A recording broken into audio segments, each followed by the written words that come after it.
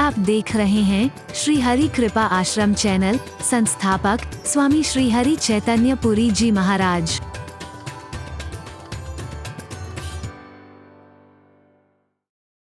सर्वे सन्तु निरामय, सर्वे भद्राणि पश्यन्तु, मा कश्चित् दुःखभाग् भवेत्। ओम शांति शांति शांति। ओम त्वमेव माताश्च पिता त्वमेव, त्वमेव बन्धुश्च सखा त्वमेव, त्वमेव विद्या द्रविणं त्वमेव, त्वमेव सर्वं मम देव देव। ओम शांति शांति शांति।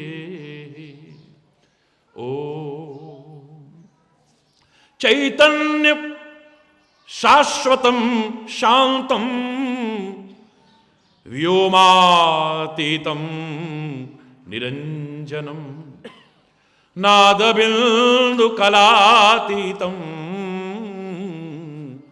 तस्मै श्री गुरवे नमः।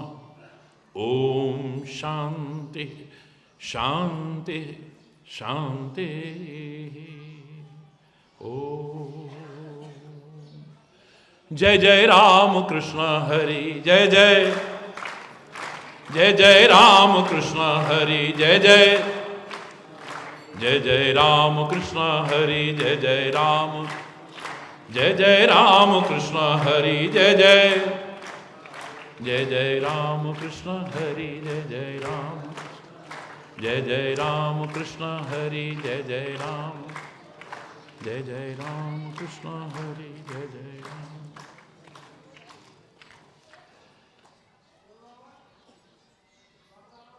संत ज्ञानेश्वर महाराज की, संत एकनाथ जी महाराज की, सभी संतों की जय।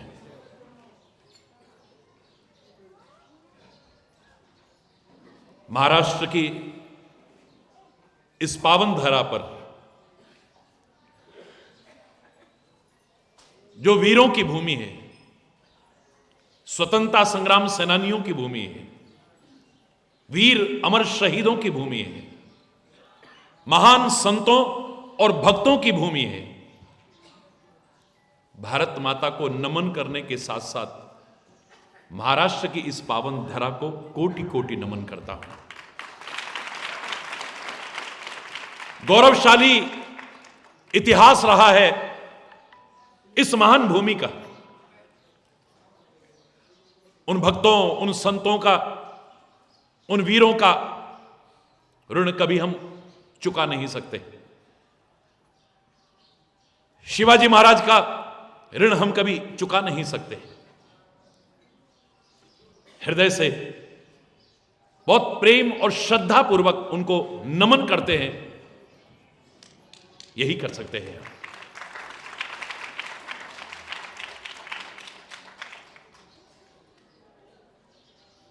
भारत में एक बहुत हर्ष की लहर थी जब भारत का ये लाल भारत के इतिहास में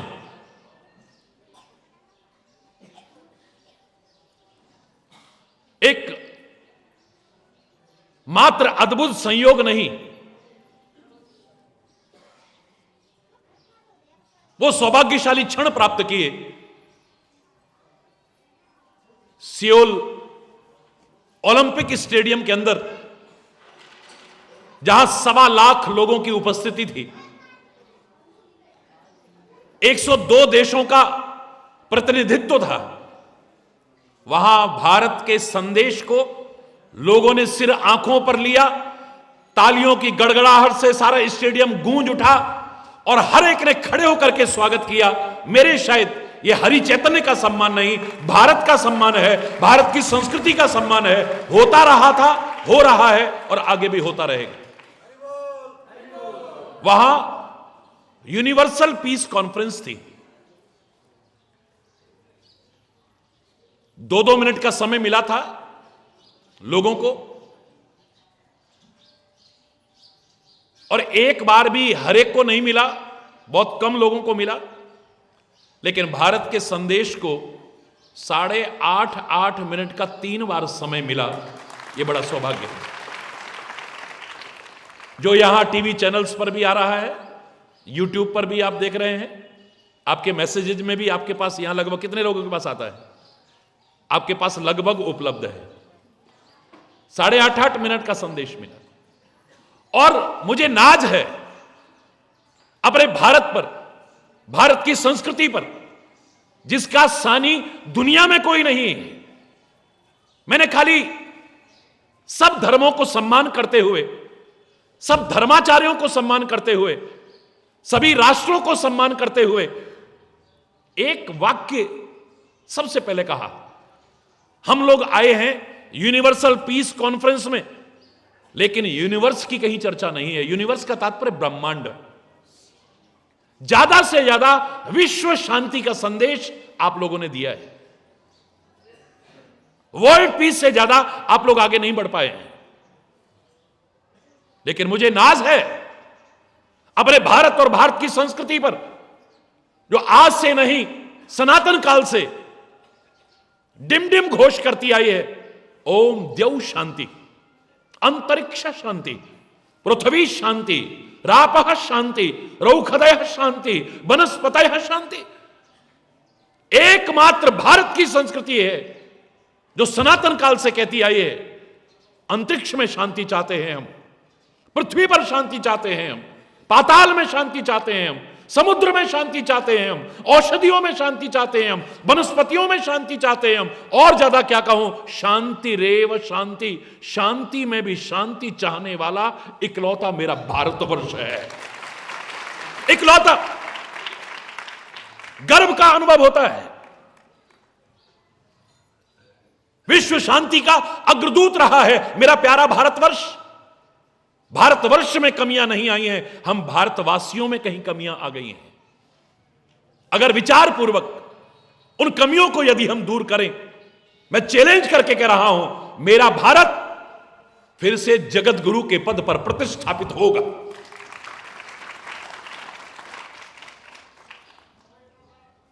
आज संपूर्ण विश्व के ऊपर युद्ध के बादल मंडरा रहे हैं, और ऐसे में कोरिया में जाकर के 1.25 लाख लोगों का इकट्ठा होना और उसमें संबोधन,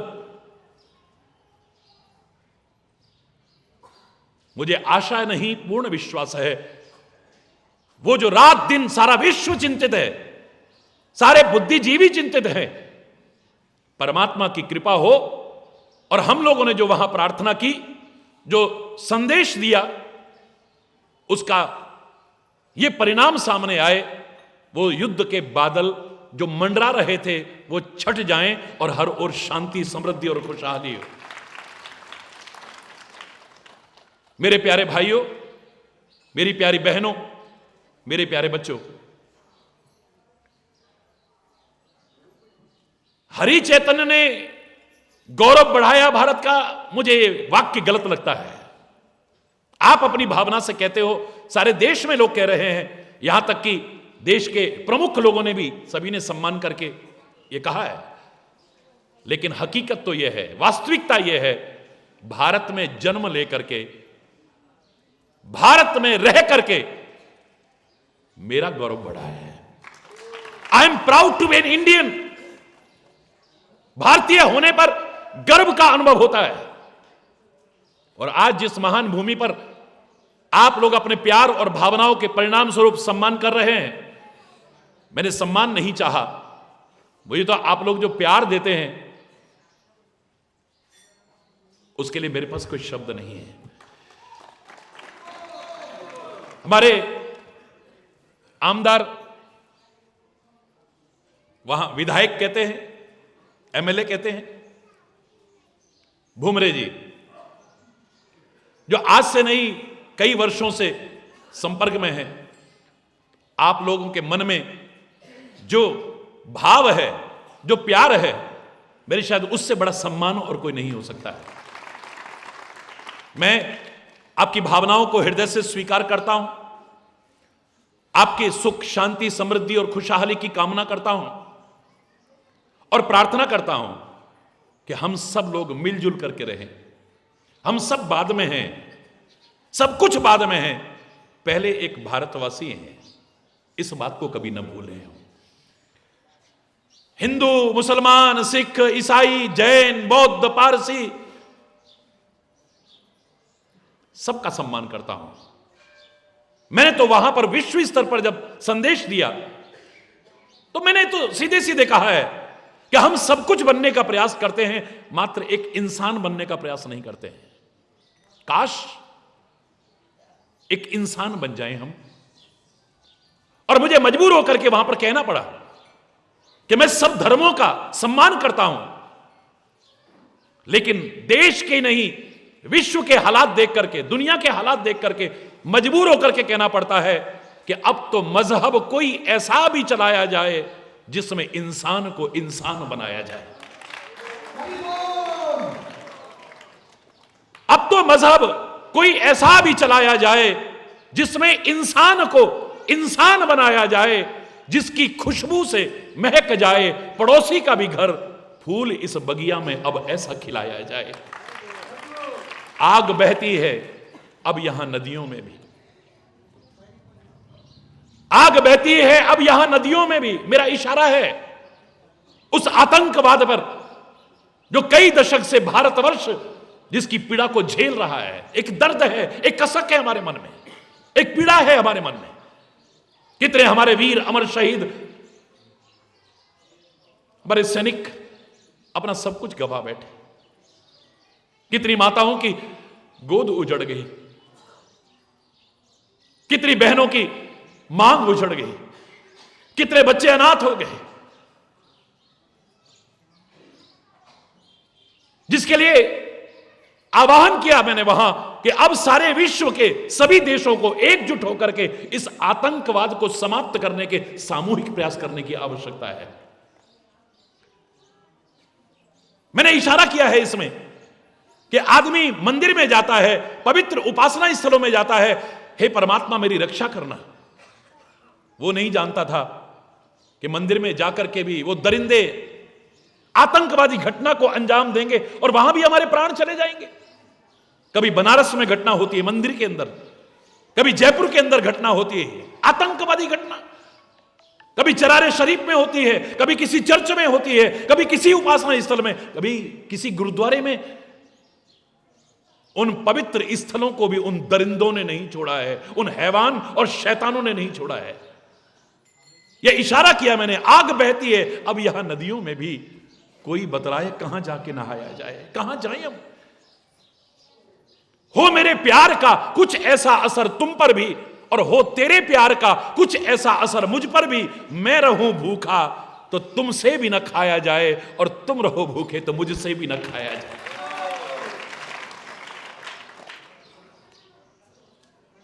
ऐसा हमारा प्यार हो, एक दूसरे के दुख दर्द को हम पहचान सके, एक दूसरे की पीड़ा को हम पहचान सके।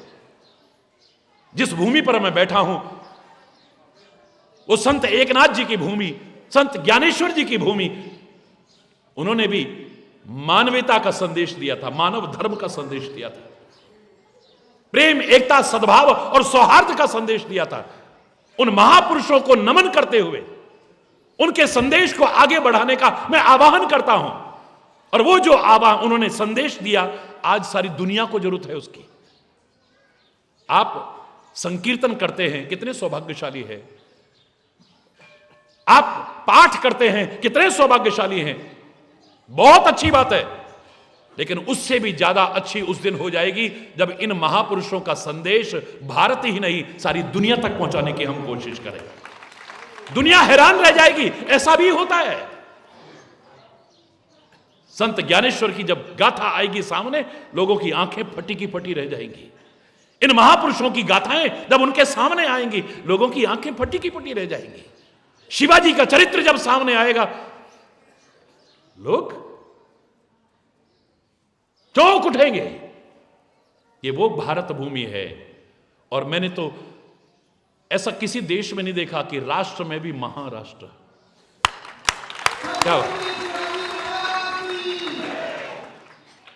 क्या एक अद्भुत संयोग है हमारे यहां। और ऐसे ही नहीं कह दिया है, महान लोगों की भूमि, महान संदेश की भूमि है। मैं आपके प्यार के लिए, आपकी भावनाओं के लिए, आपके इस सम्मान के लिए, धन्यवाद भी बहुत छोटा शब्द लगता है, बहुत अधूरा सा शब्द लगता है। परमात्मा से प्रार्थना करता हूं कि धर्म के प्रति, संस्कृति के प्रति आपका प्रेम, आपका लगाव इसी तरह से बना रहे। और भारत की पहचान इन महापुरुषों से है, इन संतों से है, अपनी पवित्र नदियों से है, गीता इत्यादि ग्रंथों से है। हम राम के देश में रहते हैं, हम कृष्ण के देश में रहते हैं, हम शिव के देश में रहते हैं, हम महावीर स्वामी महात्मा बुद्ध के देश में रहते हैं, हम गुरु नानक, गुरु गोविंद सिंह जी महाराज के देश में रहते हैं, हम शिवाजी जैसों के देश में रहते हैं, समर्थ गुरु के देश में रहते हैं, संत ज्ञानेश्वर जैसे महापुरुषों के देश में रहते हैं, हम मीरा, सूर, कबीर, तुलसी के देश में रहते हैं। हम सब कुछ करें लेकिन अपने देश की पहचान को और अपनी पहचान को कभी खोने की कोशिश ना करें। बस धर्म विज्ञान सम्मत है, ढकोसला नहीं। लोगों ने ढकोसला बनाया है। ढोंग, पाखंड, अंधविश्वास, रूढ़िवादिताएं, कुरीतियां तभी आती हैं जब धर्म से विज्ञान दूर हो जाता है। धर्म से विज्ञान जब दूर होता है तभी ढोंग, पाखंड, अंधविश्वास आते हैं। आज जो आवाज उठती है अंधश्रद्धा, अंधश्रद्धा, वो अंधश्रद्धा नहीं। माता पिता का सम्मान करना अंधश्रद्धा नहीं है, अपने संतों का सम्मान करना अंधश्रद्धा नहीं है, अपने तीर्थों का सम्मान करना अंधश्रद्धा नहीं है, परमात्मा का नाम लेना अंधश्रद्धा नहीं है। इसे लेते थे, ले रहे हैं और आगे भी लेते रहना, जीवन का कल्याण हो जाएगा। जो अंधश्रद्धा है, जो अंधविश्वास है, जो रूढ़िवादिताएं हैं, धर्म का वास्तविक स्वरूप उन्हें दूर करने की कोशिश करता है। और मैंने तो कहा था धर्म और विज्ञान एक दूसरे के पूरक है, एक दूसरे के पूरक है। धर्म से विज्ञान दूर होगा तो ढोंग पाखंड आएगा, और विज्ञान से भी जब धर्म दूर हो जाएगा तो विज्ञान विकास का नहीं विनाश का कारण बन जाएगा। आप सोचिए कितना समय लगा होगा परमाणु अस्त्र बनाने में, वो विभिन्न प्रकार के अस्त्र शस्त्र बनाने में कितना समय लगा होगा, कितने साधन लगे होंगे, कितनी शक्ति लगी होगी, कितना धन लगा होगा।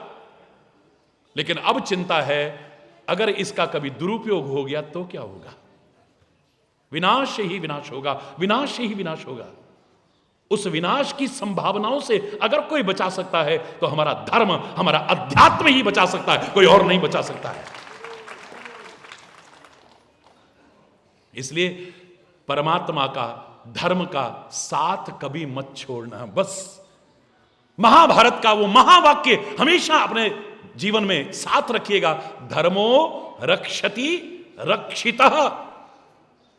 तुम धर्म की रक्षा करोगे तो धर्म तुम्हारी रक्षा करेगा कदम कदम पर। धर्म की रक्षा कैसे करोगे? यानी धर्म को अपने से दूर नहीं होने देना है, रक्षित रखना है, अपने पास संरक्षित रखना है, सुरक्षित रखना है, अपने जीवन में, अपने आचरण में, अपने स्वभाव में, अपने हर क्रियाकलाप में। धर्म को यदि दूर नहीं होने दोगे, धर्म की तुम रक्षा करके अपने पास रखोगे, ये धर्म कदम कदम पर तुम्हारी रक्षा करेगा। परमात्मा के नाम को यदि दूर नहीं करोगे, कभी उसकी रक्षा करोगे, यानी संभाल के रखोगे इस परमात्मा के नाम को, जो कितने प्यार से बोल रहे, जय जय राम कृष्ण हरि, जय जय राम कृष्ण हरि, जय जय राम कृष्ण। दोनों हाथ ऊपर उठाकर राम कृष्ण हरि, जय जय राम कृष्ण हरि, जय जय राम कृष्ण हरि, जय जय राम कृष्ण हरि, जय जय, जय जय राम कृष्ण हरि, जय जय, जय जय राम कृष्ण हरि, जय जय राम कृष्ण हरि, जय जय राम कृष्ण हरि, जय जय राम कृष्ण हरि, जय जय राम कृष्ण हरि, जय जय राम कृष्ण हरि, जय जय राम कृष्ण हरि, जय जय राम। धर्म को यदि आप साथ रखोगे उसकी रक्षा करोगे तो धर्म कदम कदम पर तुम्हारी रक्षा करेगा। परमात्मा के नाम की यदि तुम रक्षा करोगे तो परमात्मा का नाम कदम कदम पर तुम्हारी रक्षा करेगा। याद रखना, सदगुरु के मार्गदर्शन को, संतों के मार्गदर्शन को, ग्रंथों के मार्गदर्शन को अगर संभाल के रखोगे अपने पास, इन्हें दूर नहीं करोगे, इनकी रक्षा करोगे, तो कदम कदम पर ये तुम्हारी रक्षा करेंगे। आज जब हर समय संकट का साया मंडरा रहा है, ऐसे में कौन रक्षा करेगा तुम्हारी? अब तो संत भी जो कहते थे परमात्मा पर भरोसा रखो तुम्हारी रक्षा, वो भी बॉडीगार्ड लेके चलते हैं। कम से कम आपके महाराज जी उसी के भरोसे चलते थे, उसी के भरोसे चलते हैं और उसी के भरोसे चलते रहेंगे। आपको कहने के लिए है उनके पास, परमात्मा पर भरोसा रखो, विश्वास रखो, तुम्हारी रक्षा करे, लेकिन उनको खुद भरोसा नहीं है। संतों में भी एक स्टेटस सिंबल हो गया है, कौन सी कैटेगरी की सिक्योरिटी है? वाई की है, जेड की है, जेड प्लस की है, कौन सी वाली है इनके पास में? भगवान न करे समुद्र के किनारे कहीं जा रहे हैं और उस समय सुनामी आ गया, कौन रक्षा करेगा तुम्हारी? बोलो ना। मैं प्रार्थना करता हूं कभी ऐसा ना हो, क्योंकि चंद क्षण के लिए आया था, विनाश ही विनाश था चारों ओर। आज तक रोंगटे खड़े हो जाते हैं उसको देख करके। भगवान न करे कभी सुनामी आ गया, कौन रक्षा करेगा? भगवान न करे कभी भूकंप आ गया, कौन रक्षा करेगा? भगवान न करे ये सिर फिरे लोग अपनी प्रतिष्ठा के लिए, अपनी ईगो रखने के लिए कभी अगर परमाणु अस्त्रों का उपयोग करके और विश्व युद्ध की संभावना हो गई, कौन रक्षा करेगा? पर्यावरण कैसा हो रहा है, इतना तरह तरह का जहरीला प्रदूषण फैला हुआ है, तरह तरह के जहरीले खान पान आ रहे हैं जो स्वास्थ्य और जीवन के साथ खिलवाड़ कर रहे हैं, कौन रक्षा करेगा? कौन रक्षा करेगा? याद रखना, जब कोई नजर नहीं आता है तो वही नजर आता है। भगवान नजर नहीं आता है, भगवान दिखाई नहीं देता है। जब भी किसी ने प्रश्न किया मैंने यही कहा, जब कोई दिखाई नहीं देता है तो वही दिखाई देता है। बस धर्म का और परमात्मा का साथ कभी मत छोड़ बैठना। अपने ग्रंथों का, अपने संतों का, अपने गुरुजनों का ढोंगी पाखंडियों की नहीं कह रहा मैं। मार्गदर्शन कभी अपने से दूर मत कर बैठना। परमात्मा करे कदम कदम पर सबकी रक्षा हो, आप सबकी रक्षा हो, भारतवर्ष की हो, मैं तो सारी दुनिया की बात कर रहा हूं, क्योंकि हमारा तो संकीर्ण चिंतन नहीं है। सर्वे भवन्तु सुखिनः, सर्वे सन्तु निरामया, सर्वे भद्राणि पश्यन्तु मां कश्चित् दुःख भाग भवेत्। हम तो सबके सुख की कामना करते हैं, क्योंकि अपना परिवार मानते हैं। एक भारतवर्ष है जो कहता है उदार चरिता नामसु वसुधैव कुटुंबकम। पूरी पृथ्वी को, पूरी धरा को, पूरी वसुंधरा को अपना घर मानता है। मेरे से लोगों ने पूछा 80 से ज्यादा देशों में आप जा चुके हो प्रत्यक्ष, वैसे लोग 172 देशों में जुड़े हैं, 80 से ज्यादा देशों में जा चुके हो,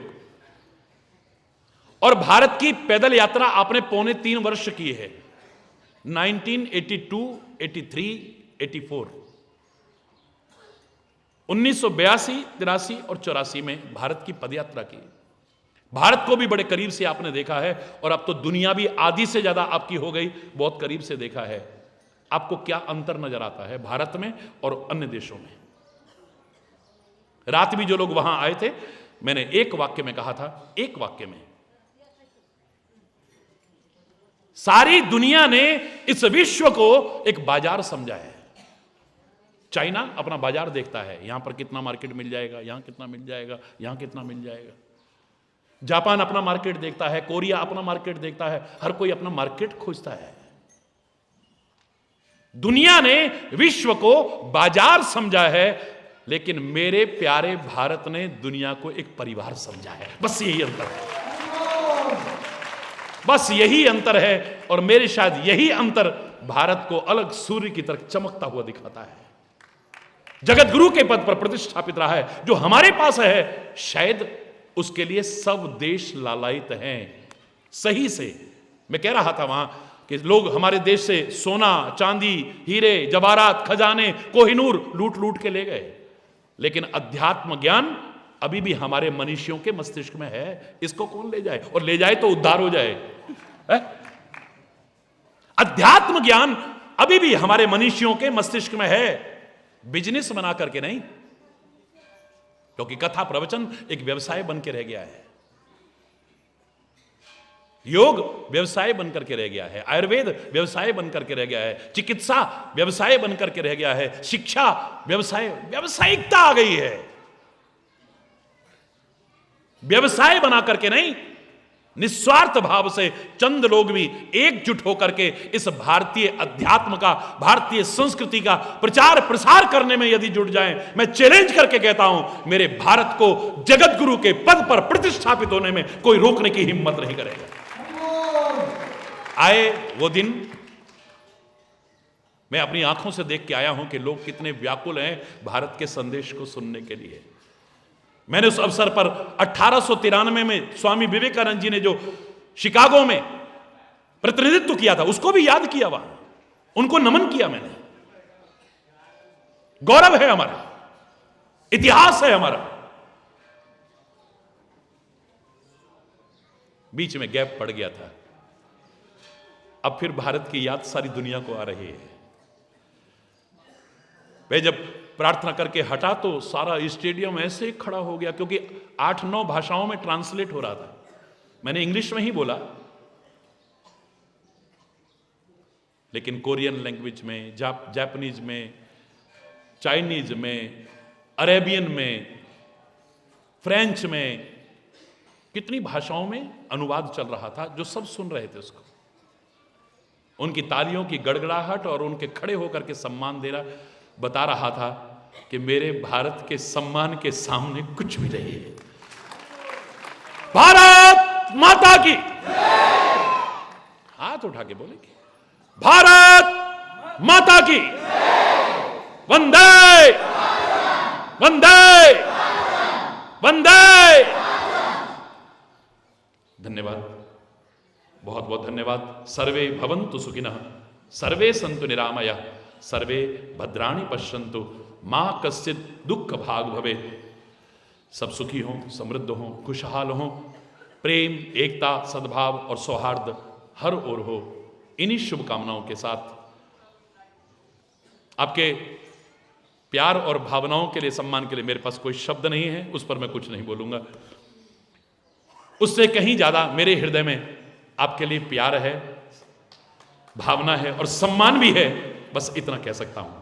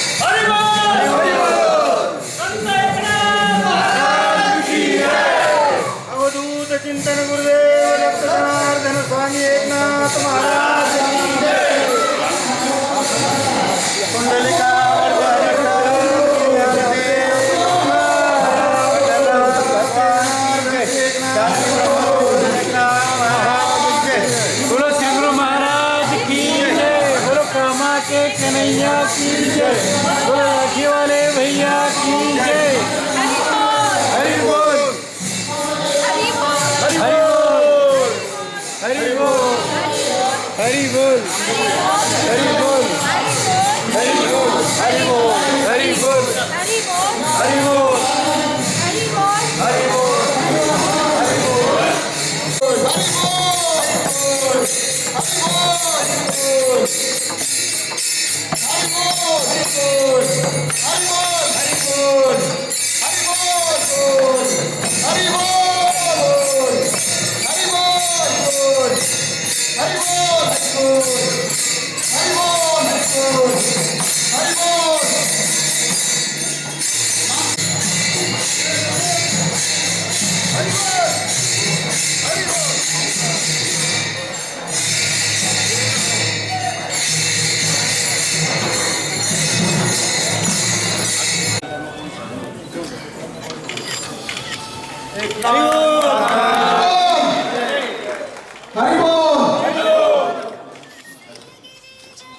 सत्य एक